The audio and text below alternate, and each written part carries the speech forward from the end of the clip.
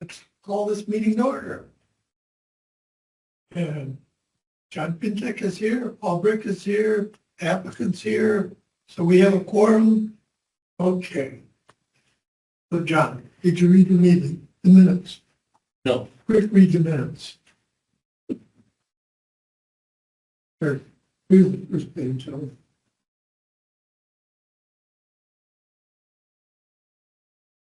You weren't here last month. Wasn't in town. It's no excuse. Being in Bisbee doesn't count.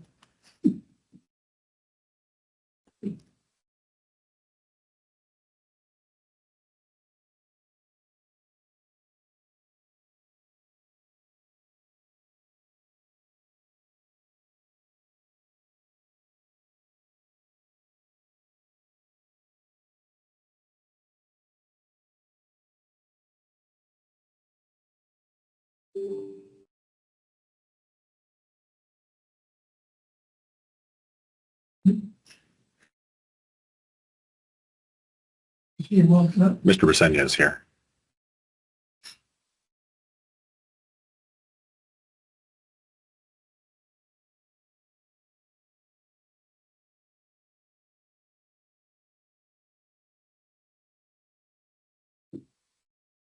Oh, I don't know.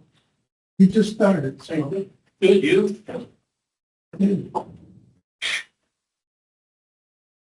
Just checking the minutes, if you read the minutes. I read the minutes. You were here. I was here.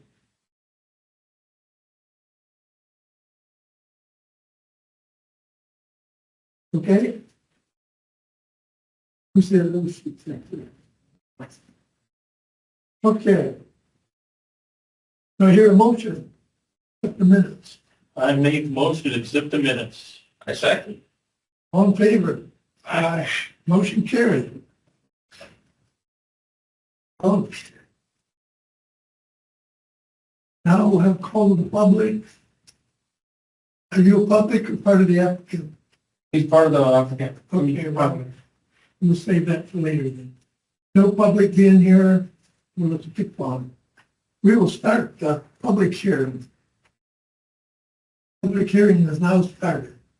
Docket VAR 25-03. An applicant initiated variance request from section 2.51.130 of the zoning regulations to reduce the minimum required 50-foot setback. Wait, this is not the right one. There we go. 2.18.040 of the zoning regulations reduce minimum required setback for two unmanned equipment buildings from 20 feet to 10 feet. Property is located at 5590 North Rocky Road. Property number 407-53-021. And now we have the board's program. Yes, sir. Staff report, yes.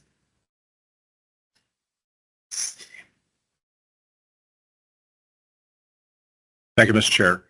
This is docket VAR 25-05.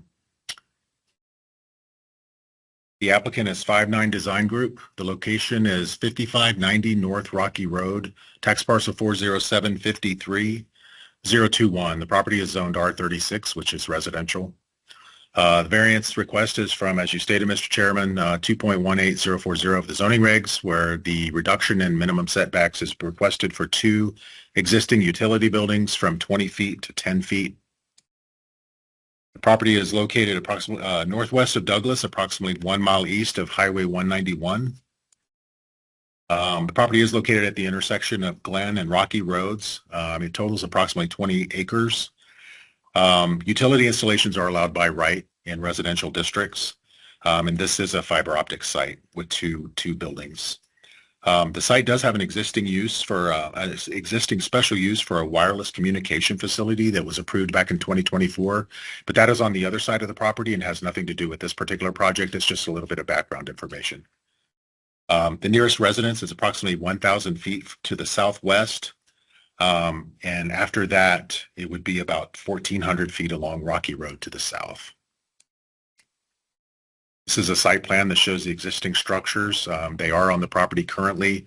They do meet a 10-foot property line setback where 20 feet is required.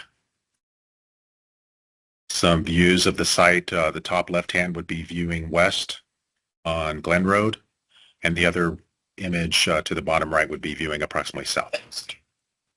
So drone image from the north showing the buildings in the lower left-hand corner of the property.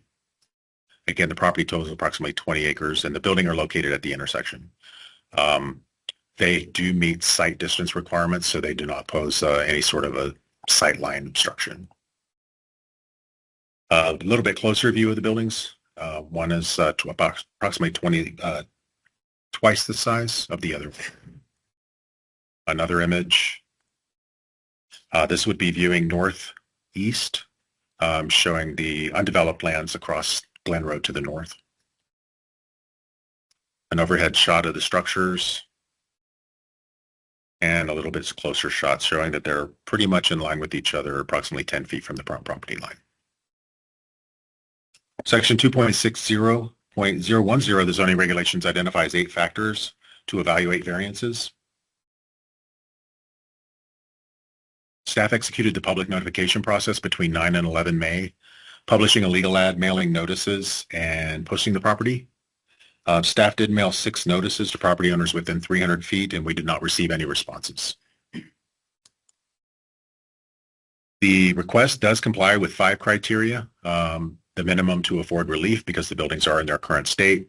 The utility buildings are permitted use in the base zoning district. We don't see any adverse impacts due to the distance of the structures from the nearest residences and its location at an intersection. Harmony with the zoning regulations is preserved because this is a permitted use. There's no obvious violation of state or federal law here. Again, the buildings are located at a major intersection. There are no residences within 1,000 feet. Factors against would be does not comply with the 3 criteria that many variances do not comply with, frankly, and that would be hardship, site conditions, or a self-created hardship. And Mr. Chair and board members, this concludes the staff presentation for docket VAR 2505. We are available for the board's questions. Thank you, Mr. Chair. Any questions?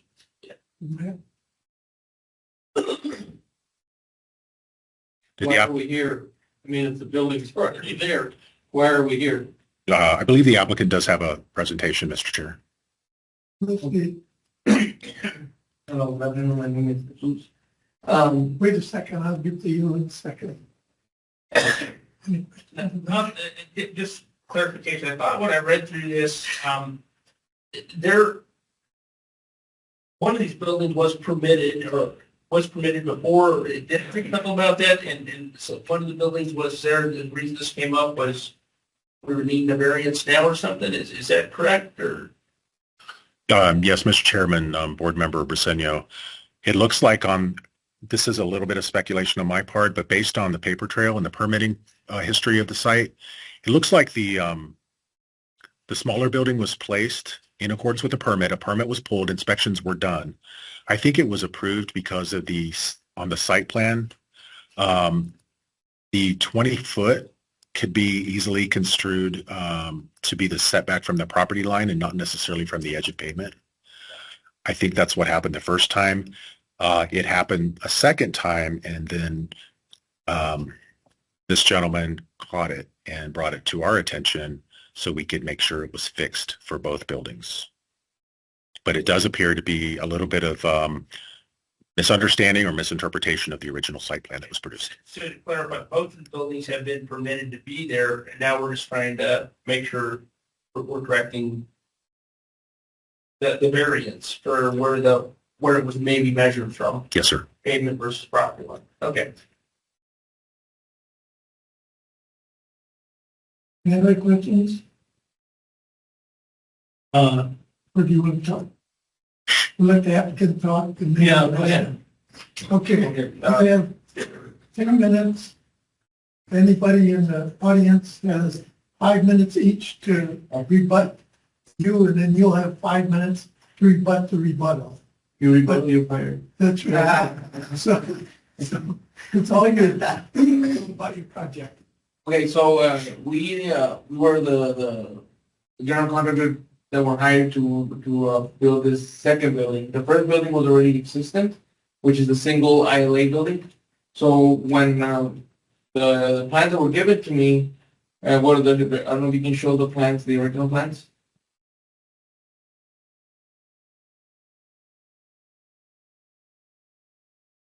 Those are the original plans that were given to me. When the permit was approved, 2 months later, because it took forever for Douglas to get the permit approved, they sent in the approval permit, but I did not see the attached drawings. And I went off by the original drawings that were submitted for permitting. But when we did all the work, we got the inspections, we got the electrical inspections done, we got foundation inspections done, everything was done. And then when I was doing my thorough dugout on the plans, I noticed that the building was setback. Like, okay, so the second building called for a 20-foot setback for the property. And at that point, I was like, okay, so the building is supposed to be moved 10 feet. What is that? South? Yeah, south. Now, it's not aligned with the second building. And I could have just kept it and not said a word, but I didn't think that was the right thing to do. So I immediately called the county and I made a meeting with Paul and with Mr. Michael. And here we are. And I asked for your blessing to keep the building as is. And I'm going to Mexico and call for bankruptcy. Well, could you get it moved in 10 days? No, I can't. I'm just pulling your leg. I mean, at this point, where we,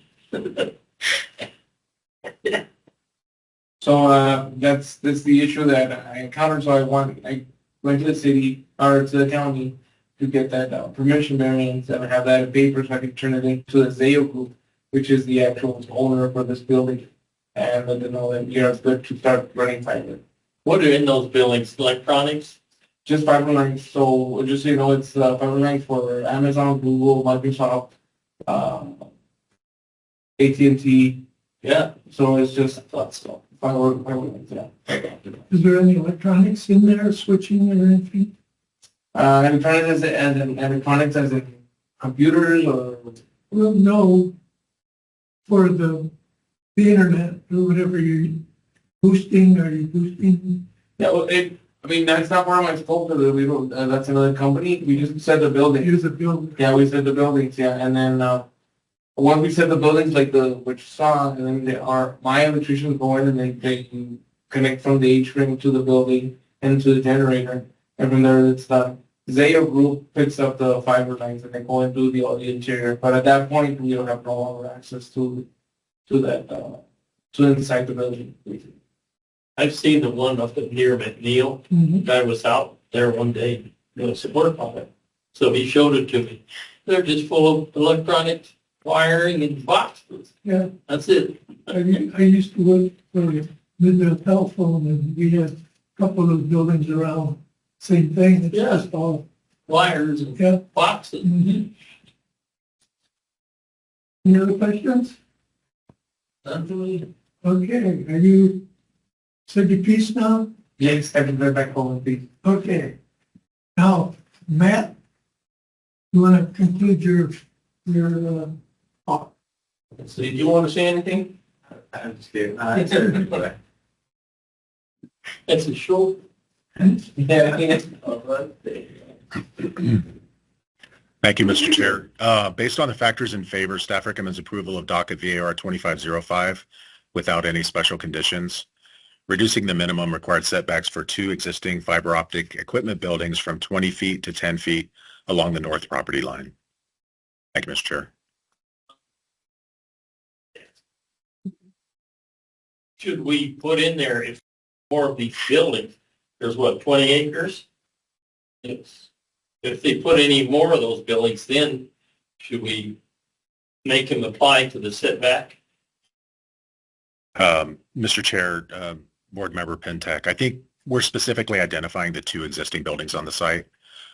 So anything subsequent to this would have to comply with the regulations. And if there were some special condition or some error in the future, a variance could be applied for. But this is not a standing variance for any building that would go on the site, just for these two structures. Okay. Yes, sir. I think what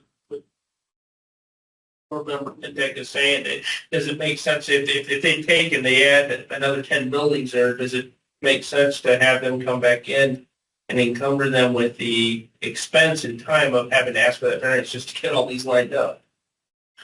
Mr. Chair, Board Member Briseño, I mean, it's a really good question, but we don't anticipate that being the case. And potentially the applicant could shed some light on if there would be any planned buildings in the future. As of now, we don't know where future sites, future island buildings. So, Mr. Chairman, if the motion would be a blanket variance along the north property line, then we could just strike the language to existing fiber optic equipment buildings and just leave that out. I think that's what we should. If they put any more, then they should Keep them in mind. Well, no, then they'll be on the variance, that means that special, they'll have to come back and ask us again. I think any additional buildings on that property should, I want to say, comply with the variance, the setback. Which setback? The legal setback? Legal setback, 20 feet. then. 20 feet. Okay, that's, I think, what this is, just for the two buildings, so any other ones, they'll have to put it 10 foot farther back. That's correct. Any other discussion? Do I hear a motion? I'll make the motion. I move to approve BAR 2505 without special conditions. The factors in favor of approval constituting the findings of fact. Discussion. I wonder, then I'm wondering if we should put in that motion that any additional buildings put on that site have to adhere to the setbacks. I think that's already in there, right? That's understood. I think. Yeah, so this motion is just for these two. So Okay. anything they do in the future, they'd have to come back in Yes, at sir. this point, right? Yes, sir. Or just move the building Or back. have them back. Sure. There's a lot of electronics in there. Yeah, so let's leave these two, and then whatever they do in the future is up to them and whatever future plans they may have. But they would have to comply with the 20-foot setback, and if they wanted a variance on whatever they did then, they have to come back. Sure. Had to vote in a second. All in favor? Aye. Aye. Motion carried. You have your variance. Thank you. I'm comparing future building right now. Exactly. So you don't have to go to Mexico. Yeah, I'm gonna call my wife, call my wife. Come and get me.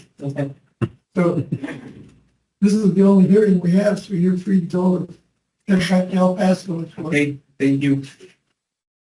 And I think You're driving back to El Paso. Yes, I have a meeting tomorrow at 8 a.m. with another project, so I'm gonna be. Wow. Yes. No wonder you brought that chauffeur, huh? I go to sleep half the way. Well, now you get to sleep going back. yeah, Well, you're going back tonight, I think. Yeah, thank you. I'm back right now. Thank you, sir. Yeah, we'll get a alert. It's gonna be an email. I'll go ahead and present it today. You bet. We'll do that. Hey, Thank you. thank you for coming back. Yeah.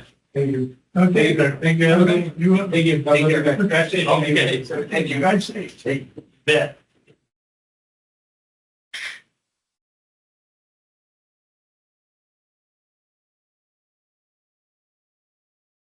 Okay. Let's have the planning director's report. Without the planning director. Thank you, Mr. Chair. So for the, I had actually expected us to have a second docket today, but it never materialized. So we just had the one. We do have one docket scheduled for June 25th. Wanted to take a quick poll of the board members to see if we're available on the 25th. That would be the last Wednesday next month. June 25th. Yes, sir.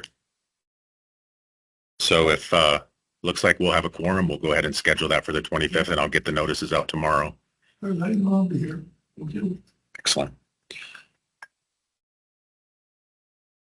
Second would be, I don't remember if we discussed this last time, but with the departure of Mr. Coxworth in April, the county had opened up the director position for advertising and to solicit potential, candidates and do their interviews. Well, we do realize now, based on an email that was sent by Christine, that Christine was offered the director position. So for the next meeting, she will be here as the Development Services Director, presumably still the Planning Division Manager, so wearing two hats. But I wanted to share that with the board that Christine has been offered that position, that it has accepted. Absolutely. And one last thing I had, it looks like